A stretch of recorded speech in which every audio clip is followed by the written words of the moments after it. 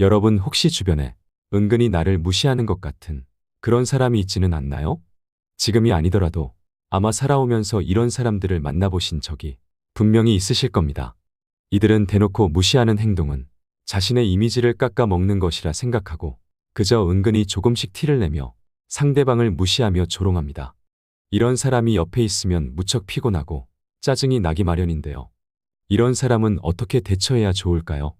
오늘은 여러분과 함께 남을 은근히 무시하는 사람 같지도 않은 사람을 현명하게 상대하는 방법에 대해 알아보려고 합니다. 첫 번째, 맞는 말로 반박하라. 피할 수 없는 상황에 대면했을 때 우리는 주저앉아 슬퍼할 수도 있고 뒤로 물러설 수도 있다. 하지만 실제로는 그러한 도전들을 맞받아쳐야 할 때가 있다. 상황이 우리를 압박할지라도 우리는 준비된 말로 단호하게 맞서야 한다. 상대방이 우리의 선을 넘어선 것을 인지하게 만들며 때로는 그들이 우리를 조금은 두려워하도록 만드는 것이 중요하다. 이는 힘의 균형을 잡는 방법으로 그 과정에서 자신감 있는 태도가 필수적이다. 불안하거나 분노가 가득한 모습을 보여주기보다는 침착하고 냉정한 모습을 유지하는 것이 상황을 우리 쪽으로 끌어오는 데 도움이 된다. 우리가 상황을 맞받아치는 것은 단순한 반박이 아니라 내가 가진 진짜 힘을 발휘하여 상대의 무례를 극복하는 합리적인 방법이다. 실제로 맞서야 하는 상황에서는 우리의 말 한마디 한마디가 중요하다. 준비된 답변으로 상대방의 비판이나 부정적인 언급을 뒤집는 것은 우리가 그들의 비합리적인 주장을 일축하고 우리의 입장을 명쾌하게 밝혀나가는 과정이다.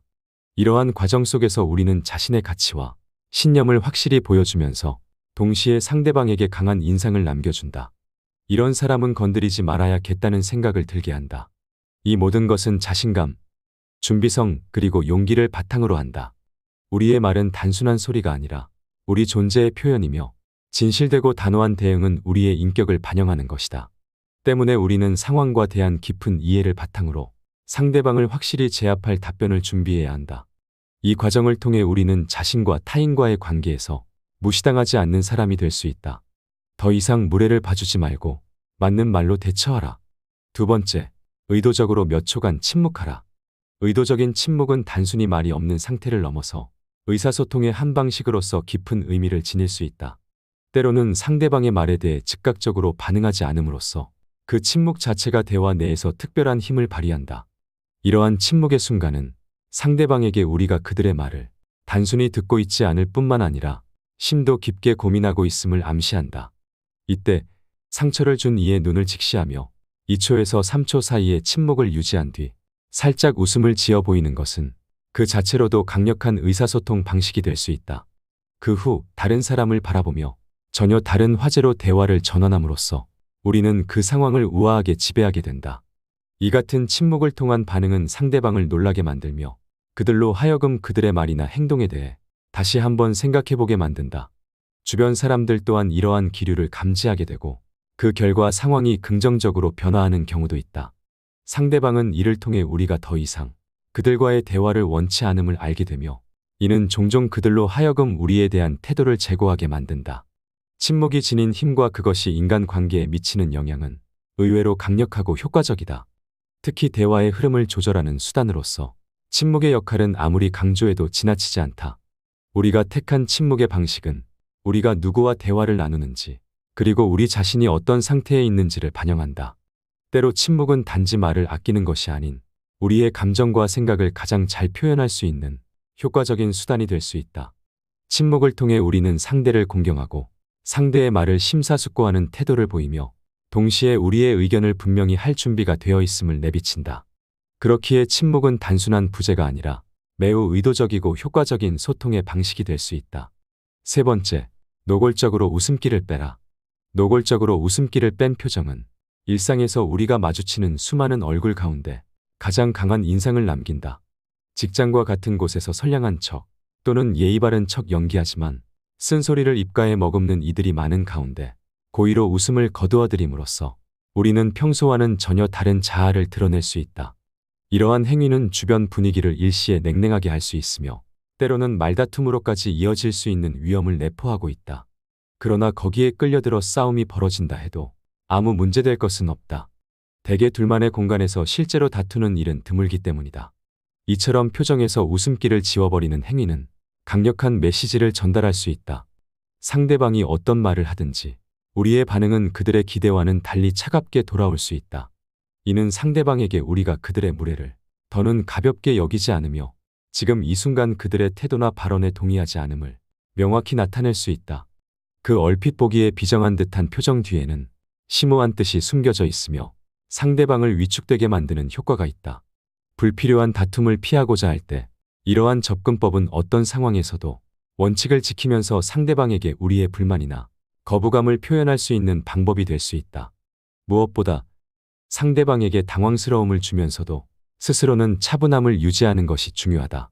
이는 상황을 주도적으로 통제하고 함부로 발언할 수 없게 만든다. 웃음기를 지우는 단순한 행동 하나가 상대방에게 무언의 압력으로 작용하며 그로 인해 우리는 어떤 상황에서도 당당히 맞설 수 있는 힘을 얻는다.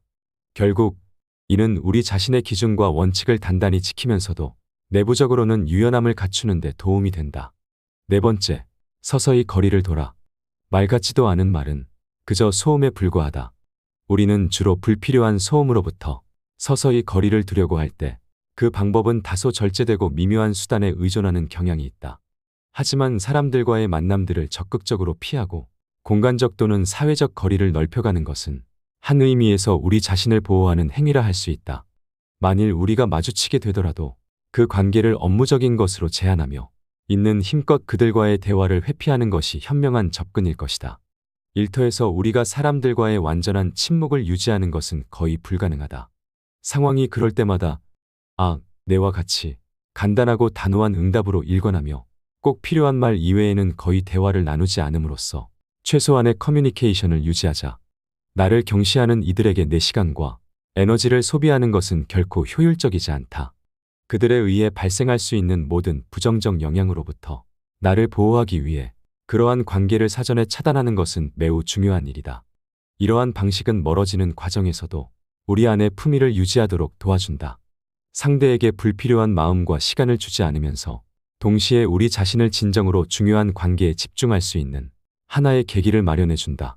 우리의 정신적, 감정적 에너지는 한정되어 있기에 그것을 보존하고 잘 분배하는 것은 생활의 질을 결정짓는 중대한 요소이다. 결국 개인적 공간 및 정신적 평안을 지키기 위한 이러한 조치들은 우리를 더욱 성숙하고 방어적인 개인으로 성장시킨다.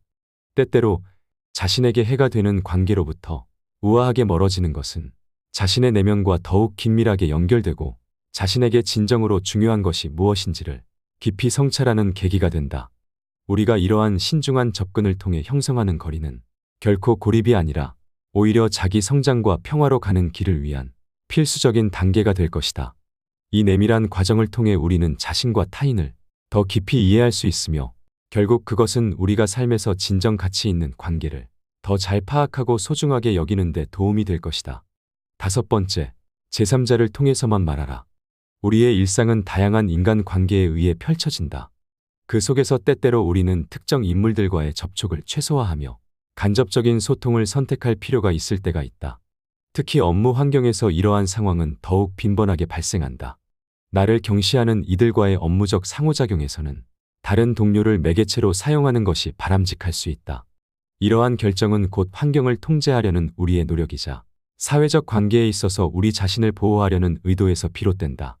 예를 들어 집단 내에서 프로젝트를 진행 중일 때 나에게 무례한 행동을 보이는 특정 인물이 있다면 그와의 직접적인 소통을 피하고 모든 이들을 향한 공개적인 발언이나 연관 업무를 수행하는 다른 동료를 통해 필요한 의사를 전달하는 것이 현명한 선택이 될 수 있다. 이때 팀 전체를 대상으로 한 메일을 활용하거나 업무 관련 회의에서 다수의 동료가 참여하는 상황을 이용하는 것도 좋은 소통 방법이 될 수 있다. 우리가 이러한 전략을 채택하는 것은 결코 겁먹었거나 피하고자 하는 태도에서 비롯되는 것이 아니라 오히려 불필요한 갈등을 최소화하고 업무의 효율성을 극대화하려는 의도에서 기인한다. 눈앞의 불편함을 피해 자신을 보호하는 것은 결국 더 큰 목표를 향해 나아가기 위한 전략적 움직임이다. 이 과정에서 중요한 것은 우리의 목표와 원칙에 충실하면서 동시에 다른 사람들과의 관계 속에서 존중과 이해를 기반으로 한 소통을 지향하는 것이다. 간접적인 소통 또한 이러한 원칙 안에서 이루어지는 한 업무 환경 내에서 신뢰와 상호 존중의 문화를 구축하는 데 기여할 수 있다. 우리가 상대와 직접적으로 말을 하지 않는다 하더라도 우리의 행동과 선택은 그 자체로도 강력한 메시지를 전달한다. 이러한 메시지는 종종 직접적인 말보다 더 설득력 있고 깊은 영향력을 지닌다. 업무 환경에서 우리가 택하는 모든 소통 방식은 결국 우리의 개인적 가치와 업무에 대한 태도를 반영하는 것이며, 이는 타인뿐 아니라 우리 스스로에게도 중요한 의미를 가진다. 6번째, 의식적으로 깍듯하게 대하라. 인간관계의 복잡한 실타래 가운데 자신을 무시하는 이들과의 적절한 거리두기는 오롯이 우리의 손안에 달려 있다. 이러한 상황에서도 품위를 잃지 않고 의연함을 유지하는 것은 곧 우리 자신의 절제된 행동 방식에서 비롯된다.